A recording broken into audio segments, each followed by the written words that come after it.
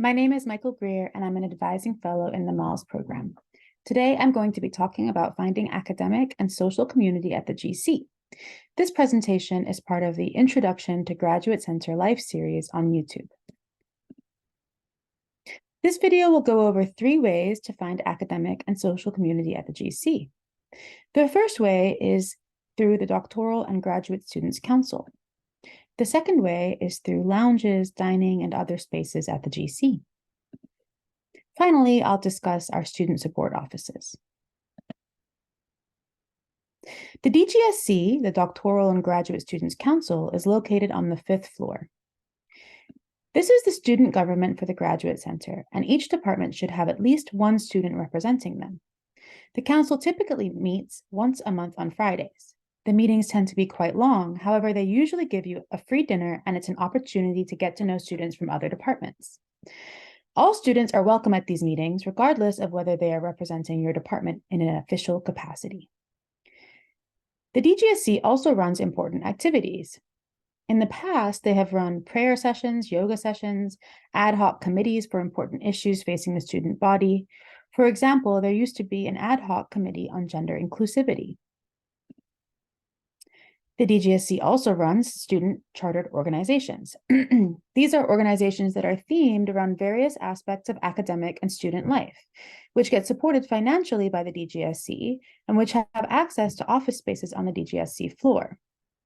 Past examples of chartered organizations include the GC Poetics Group and the Food Studies Collective. The GC Poetics Group was an interdisciplinary collective for those interested in poetry and poetics. The Food Studies Collective was an interdisciplinary group that invited its members to share information about food studies, food systems, food practices and cultures, food production and consumption, as well as food theory and pedagogy.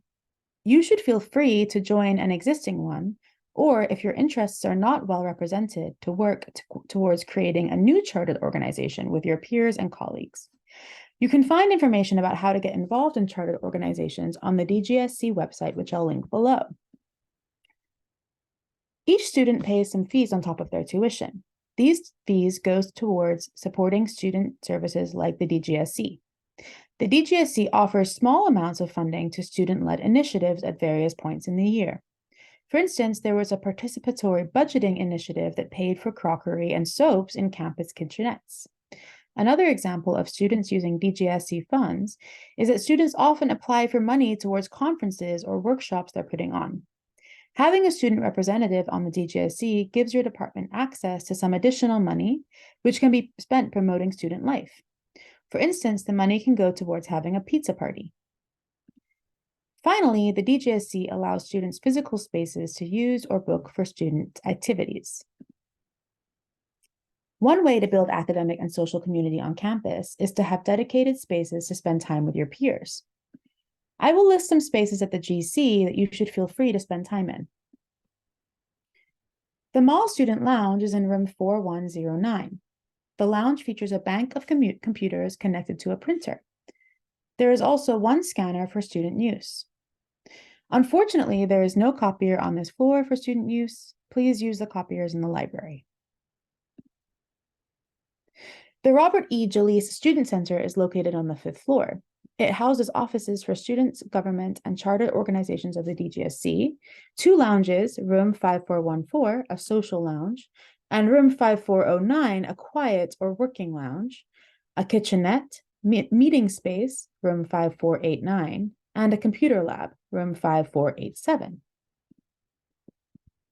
The Student Faculty Dining Commons is located on the 8th floor. The Master's Student Study is located on the 7th floor in room 7405. It offers several booths with computers and a big meeting table. Finally, the GC has a gender-neutral restroom facility. It is in the southeast corner of the 7th floor, next to room 7408 and staircase C. To build academic and social community at the GC, you need to feel and be supported in many aspects of your student life. I will list some support offices you should feel comfortable using. One student support office at the GC is the Wellness Center. This center serves as a resource for health information and education. Student Health Services provides health and wellness education, referral, and health information throughout the year, including presentations, workshops, health screening events, and the yearly comprehensive wellness festival held during the spring. Although students who are ill or require routine healthcare should seek service outside the GC, they can offer information and referrals to assist you in finding the healthcare you need.